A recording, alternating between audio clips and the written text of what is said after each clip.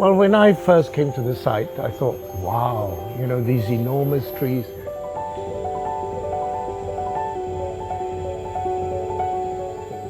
So it's very comfortable. I'd be quite happy to live in a house like that when I get old, which I'm not yet.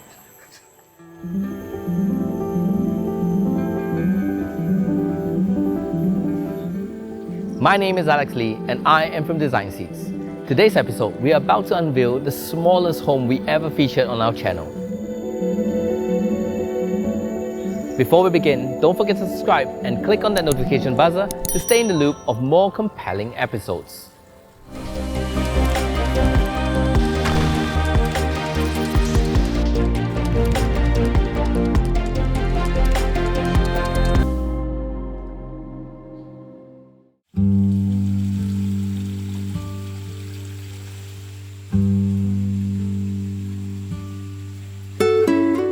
The idea of building a romantic honeymoon villa occurred to Jamaliah in 2017 when she was planning her daughter's wedding. The site is on a hillside overlooking Sungai Langat at Pekanbaru 18, 29 kilometers to the east of Kuala Lumpur. The selected site involves a short but strenuous climb to a relatively level plateau. The plan of the single-story pavilion is unpretentious. The linear accommodation is just 3.6 meters wide and looks into an exquisite semi-walled garden with a series of cool, still ponds and 4 gentle waterfalls creating the soporific sound of running water.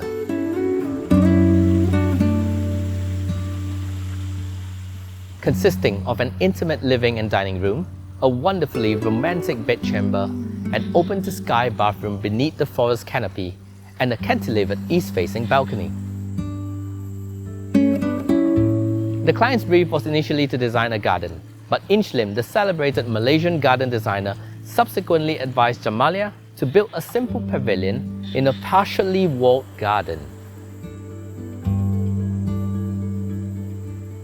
She wanted me to make a garden for her. I said, no, you don't need a garden, you need a house and a garden, because if you have only a garden, you never come here.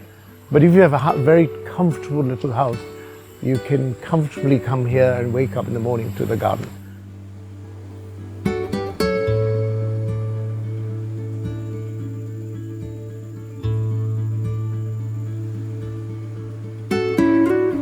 I like to think that we always think outside the box. We try and think something different. Although we adopt all the classical languages and the classical lessons that is learnt in landscape and architecture. My name is Inch. I have a company called Inchscape. Currently what I do is I design things for a living.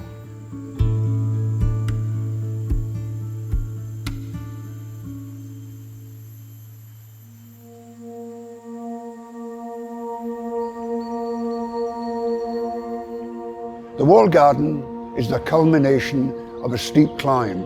A processional route circles to the north, arriving at the plateau before turning to approach the house from the west. Stepping through a timber door set in a portal is a bench conveniently located to the left of the entrance, and a view opens up to a borrowed landscape of mountains to the east. Inch has choreographed a route circumventing the watercourse and descending via a series of shallow platforms to a sliding timber door that gives access to the living space, entered by a short flight of steps. The interior of the dwelling is a continuation of that romantic journey, from the living and dining area overlooking the garden to a bedchamber with a 4-poster bed, and thence to an outdoor bathroom beneath the forest canopy. The cantilever veranda projects to the east, a cool shaded space in the evening. It is designed to feel like floating in the middle of the jungle.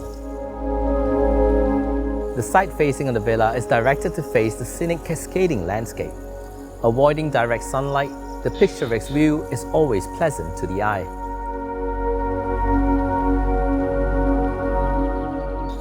The bedroom faces larger greeneries that gives the interior more privacy and shade, keeping the bedroom always in a romantic and cozy setting.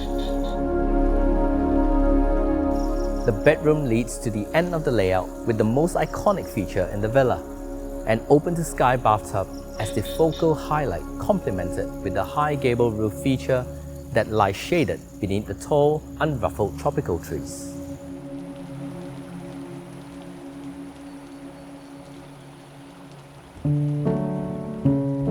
In the old days, we didn't have good waterproofing anyway.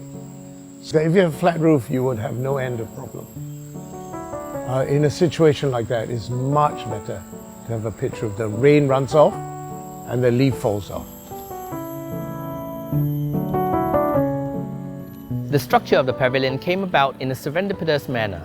Inchlim learned of an abandoned sawmill at Labis in Johor, and in 2014 suggested acquiring the timber that was still in good condition and recycling it to construct a wedding hall at the foot of the hill and using surplus timber to construct the honeymoon pavilion.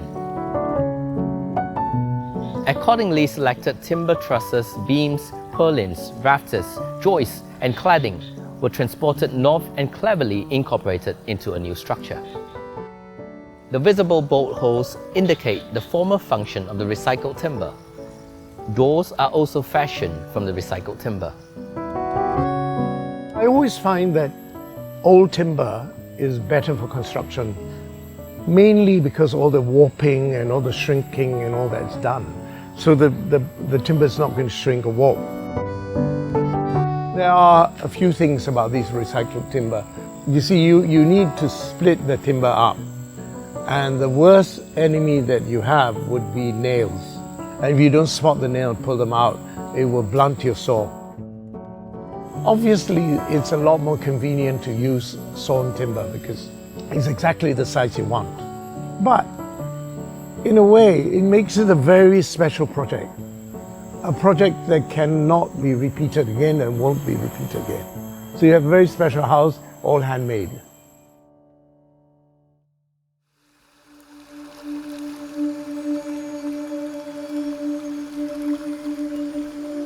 The walled garden has nurtured Jamaliah's growing interest in biophilia, which is defined as the therapeutic effect of contact with nature. The positive effect on healing from interaction with nature were evident. Jamaliah, the owner, is planning a biophilic retreat by Sungai Langat.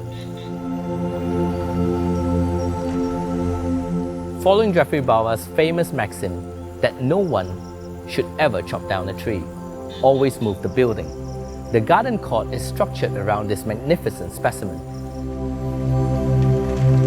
We retain all the trees because the trees are so magnificent. It would take a long time before you can get these beautiful trees up to this site ever again. You see, there are two things about gardens. The basic and most important one is light. You have to manipulate it so that you get sufficient light for your plants. When you have very tall trees, the danger is you cut out too much light and the plants will grow. So what we did was we slotted the house in between the trees and we left the open area for the garden. My plants need to grow in the morning sun. If this was an afternoon sun, it wouldn't be the same. Right? They love morning sun. So I set out the garden in the morning sun. We needed to identify the space, so we did it by using walls and doors and the hedge, so that gives us intimacy. And then we use the water feature for two things. One is that it directs our view. So when you look down from the top, the water cascades down and points really directly at that top of that hill.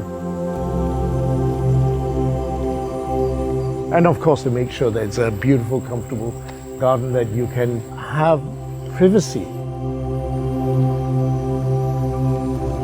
You see, you come in from the back and the first thing you encounter is this spring. And the spring is designed so that it doesn't move too fast and therefore it reflects all the trees.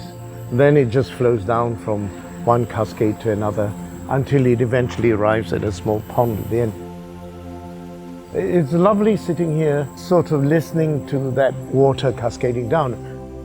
I think the trick really is that the height and the volume of water has to be finely tuned so you get the sound, but not too much of the sound.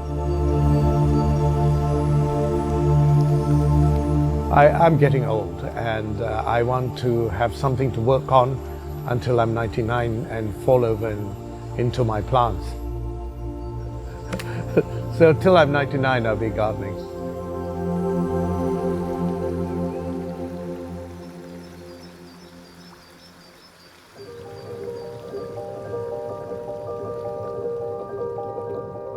The Villa Sanctuary, as it is known, with its collection of lush plants, provides tranquility and a sense of peace and harmony through its composition of stone, flowing water and plants.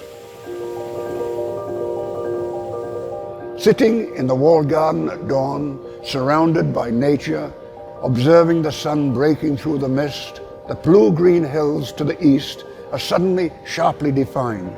Butterflies and birds dart from plant to plant. There is utter silence and time to reflect on the blessings of life. There is a feeling of contentment in this magical dwelling. Jamaliah describes it as a piece of heaven that reminds me of verses in the Quran.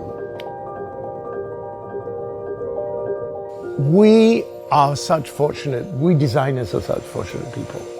Like I said before, you know, you have a dream and somebody else pays for you to bring that dream down and to actualize it, right?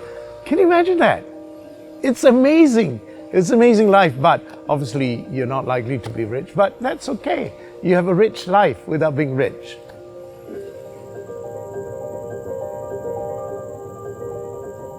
I am a strong believer of passion and dreams. I certainly agree with Inch. As designers, the contentment and blessings of our nature of occupation is that we get appointed to bring dreams to life. We thank you for supporting us throughout these years in bringing up the design scene and its value. We are constantly hunting high and low to unveil more and more compelling design episodes. Support us by clicking on the Super Thanks button below and help contribute for us to expand our capacity. My name is Alex Lee and I am from Design Seeds. Don't forget to subscribe and click on the notification buzzer to stay in the loop of more interior design and architecture contents. Thank you for watching. I'll see you guys next week.